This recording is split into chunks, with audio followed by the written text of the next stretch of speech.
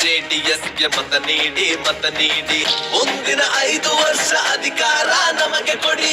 ಈ ನಮ್ಮ ಪಂಚರತ್ನ ಯೋಜನೆಗೆ ಬಲ ನೀಡಿ ಕುಮಾರಣ್ಣನ ಮುಖ್ಯಮಂತ್ರಿ ಮಾಡಿ.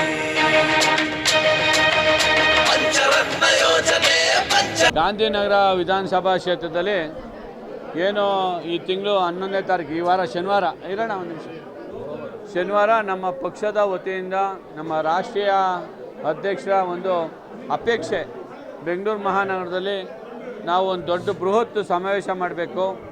ಆ ಮುಖಾಂತರ ನಾವು ಬೆಂಗಳೂರು ನಗರದ ನಾಗರಿಕರಿಗೆ ಕೊಟ್ಟಿರ್ತಕ್ಕಂಥ ಕೊಡುಗೆಗಳನ್ನ ಮತ್ತೊಮ್ಮೆ ಪುನರ್ ಪರಿಚಯ ಮಾಡಿಸ್ಬೇಕು. ಜನ ಯಾವ ರೀತಿ ನಮ್ಮ ಬಗ್ಗೆ ಕೃತಜ್ಞತೆ ಇಟ್ಕೊಂಡಿದ್ದಾರೆ ಅನ್ನೋದನ್ನು ನೋಡಬೇಕು ಅಂತ ದೇವೇಗೌಡರ ಅಪೇಕ್ಷೆ. ನಮ್ಮ ಮಾಜಿ ಪ್ರಧಾನಮಂತ್ರಿಗಳು, ನಿಮಗೆಲ್ಲ ಗೊತ್ತಿದೆ, ರಾಜಕೀಯ ಭೀಷ್ಮ, ನಮ್ಮ ಕನ್ನಡ ನಾಡಿನ ಹೆಮ್ಮೆ ದೇವೇಗೌಡರು. ಇವತ್ತು ಕೂಡ ಪಾರ್ಲಿಮೆಂಟಲ್ಲಿ ನೀವೆಲ್ಲ ತಾವೆಲ್ಲ ಗಮನಿಸಿದ್ದೀರಿ, ಪ್ರತಿಯೊಂದು ದಿನ ಕೂಡ ಹಾಜರಿರ್ತಾರೆ. 94 ವರ್ಷ ಆದರೂ ಕೂಡ ಆರೋಗ್ಯನೂ ಲೆಕ್ಕಿಸದೆ ಇವತ್ತು ಈ ನಾಡು ನುಡಿಗೋಸ್ಕರ ಹೋರಾಟ ಮಾಡ್ತಕ್ಕಂಥ ಒಂದು ಹಿರಿಯ ಜೀವ. ಇದು ಬೆಂಗಳೂರು ನಗರದ ನಾಗರಿಕರ ಕೂಡ ಕರ್ತವ್ಯ ಕೂಡ ಹೌದು. ನಾವೆಲ್ಲ ಸೇರಿ ಬೆಂಗಳೂರು ನಗರದ ನಾಗರಿಕರು ದೇವೇಗೌಡರಿಗೆ ಆ ದಿನ ಸನ್ಮಾನ ಮಾಡಿದ್ರು ಅದು ಮಾಡಬೇಕು. ಅವತ್ತು ಇಂಥ ಒಂದು ಕಾರ್ಯಕ್ರಮ ನಮ್ಮ ಕಾರ್ಯಕರ್ತರಲ್ಲೂ ಇತ್ತು. ಒಂದು ದೊಡ್ಡ ಮಟ್ಟದ ಸಮಾವೇಶ ಮಾಡಿ ಅಲ್ಲಿ ನಮ್ಮ ಬೆಂಗಳೂರು ನಗರದ ಕಾರ್ಯಕರ್ತರೆಲ್ಲ ಒಟ್ಟಾಗಿ ಸೇರಿ ನಮ್ಮ ಪೂಜ್ಯ ದೇವೇಗೌಡರನ್ನ ಒಂದು ಸನ್ಮಾನ ಮಾಡಬೇಕು. ಕುಮಾರಣ್ಣವ್ರು ಏನು ಹೇಳ್ತಾರೆ ಅನ್ನೋ ಮಾತುಗಳನ್ನ ಕೇಳಬೇಕು. ಮತ್ತೊಮ್ಮೆ ಬೆಂಗಳೂರು ನಗರದಲ್ಲಿ ನಮ್ಮ ಪಕ್ಷ ಪುನಶ್ಚೇತನ ಆಗಿ ಪುನರ್ಜೀವನ ಒಂದು ಹಳೆ ಏನು ಜನತಾ ಪಕ್ಷ ಮೊದಲು ಬೆಂಗಳೂರು ನಗರದಲ್ಲಿ ನಮ್ಮದೇ ಪಕ್ಷ, ನಮ್ಮ ಜನತಾ ಪಕ್ಷನೇ ಬೆಂಗಳೂರು ನಗರದಲ್ಲಿ ಇದ್ದಂಥ 12 ಕ್ಷೇತ್ರದಲ್ಲಿ 8 ಕ್ಷೇತ್ರದಲ್ಲಿ ನಮ್ಮ MLA ಗೆಲ್ತಾಯಿದ್ರು. ಆ ಕಾಲದಲ್ಲಿ 83, 85ರಲ್ಲಿ 11 ಗೆದ್ದಿದ್ವು. ಆದ್ದರಿಂದ ಇದು ನಮ್ಮ ಪಕ್ಷದ ಅಭಿಮಾನಿಗಳು ಎಲ್ಲ ಇರ್ತಕ್ಕಂಥವ್ರು ದೇವೇಗೌಡರ ಬಗ್ಗೆ, ಕುಮಾರಣ್ಣವ್ರ ಬಗ್ಗೆ ಪ್ರೀತಿ ಇಟ್ಕೊಂಡಿರ್ತಕ್ಕಂಥ ಹಳ್ಳಿಗಾಡಿನಿಂದ ಬಂದು ಇಲ್ಲಿ ವಾಸ ಮಾಡ್ತಾಯಿದ್ದಾರೆ. ಆದರೆ ಏನಪ್ಪ ಒಂದು ಕೊರತೆ ಅಂದರೆ ಇಲ್ಲಿ ಬೇರೆ ಬೇರೆ ರಾಜ್ಯಗಳಿಂದ, ಉತ್ತರ ಭಾರತದಿಂದ, ಬೇರೆ ಎಲ್ಲ ಕಡೆಯಿಂದ ಅನ್ಯ ಭಾಷಿಕರು ಬರ್ತಾರೆ. ನಮ್ಮದೊಂದು JDS ಪಕ್ಷದ ಬಗ್ಗೆ ಅಷ್ಟು ಅವ್ರಿಗೆ ಪ್ರಚಾರ ಕಡಿಮೆ ಬೆಂಗಳೂರು ನಗರದಲ್ಲಿ. ಇವರಿಗೆ BJP ಮತ್ತು ಕಾಂಗ್ರೆಸ್ ಬಿಟ್ಟರೆ JDS ಪಕ್ಷದ ಬಗ್ಗೆ, ನಮ್ಮ ಪಕ್ಷದ ಚಿಹ್ನೆ ಬಗ್ಗೆ ಏನು ಹೊರೆವತ್ತ ರೈತ ಮಹಿಳೆ ಚಿಹ್ನೆ ಇದೆ, ಆ ಮಹಿಳೆ ಚಿಹ್ನೆ ಪರಿಚಯ ಇಲ್ಲ. ಅದನ್ನೆಲ್ಲ ಈ ಬಾರಿ ದೊಡ್ಡ ಮಟ್ಟದಲ್ಲಿ ಪರಿಚಯಿಸಬೇಕು. ನಾವೆಲ್ಲ ಕೂಡ ನಮ್ಮ ಪಕ್ಷದ ಕಾರ್ಯಕರ್ತರೆಲ್ಲ ಒಟ್ಟಾಗಿ ಮುಂದೆ ನಡೀತಕ್ಕಂಥ GBA ಚುನಾವಣೆಗೆ ಹೋರಾಟ ಮಾಡಬೇಕು. GBA ಚುನಾವಣೆಗೆ ಇವತ್ತಿಂದ ಚಾಲನೆ ಕೊಟ್ಟು ಒಂದೊಂದು ವಾರ್ಡಲ್ಲಿ ಇರ್ತಕ್ಕಂಥ 369 ವಾರ್ಡಲ್ಲೂ ಮತ್ತೊಮ್ಮೆ ನಾನು ಕೂಡ ಕೇಂದ್ರ ವಿಭಾಗದ ಅಧ್ಯಕ್ಷ ಆಗಿದ್ದೇನೆ. ನಾವು ಅವಾಗ ಪ್ರಾರಂಭ ಮಾಡಿದ್ವಿ ಮನೆಗೆ ಕುಮಾರಣ್ಣ. ಈ ಬಾರಿ ಮತ್ತೊಮ್ಮೆ ನಮ್ಮ ದೇವಸ್ಥಾನದಿಂದ ಮನೆಗೆ ಕುಮಾರಣ್ಣ 2.0 ಅದನ್ನು ಮಾಡಿ ಮತ್ತೆ ಈ ರಾಜ್ಯಕ್ಕೆ ಕುಮಾರಸ್ವಾಮಿಯವರು ಅನಿವಾರ್ಯ ಇದ್ದಾರೆ. ಇವತ್ತೆಲ್ಲ ನೋಡ್ತಾ ಇದ್ದೀರಿ, ಎಲ್ಲೂ ಒಂದು ಅಭಿವೃದ್ಧಿ ಕೆಲಸ ಆಗ್ತಾಯಿಲ್ಲ. ಬೆಂಗಳೂರು ನಗರದಲ್ಲಿ ಒಂದು ಗುಂಡಿ ಮುಚ್ಚೋಕ್ಕೆ ಕೆಲಸ ಆಗ್ತಾಯಿಲ್ಲ, ಕಸ ಎತ್ತುತ್ತಾ ಇಲ್ಲ.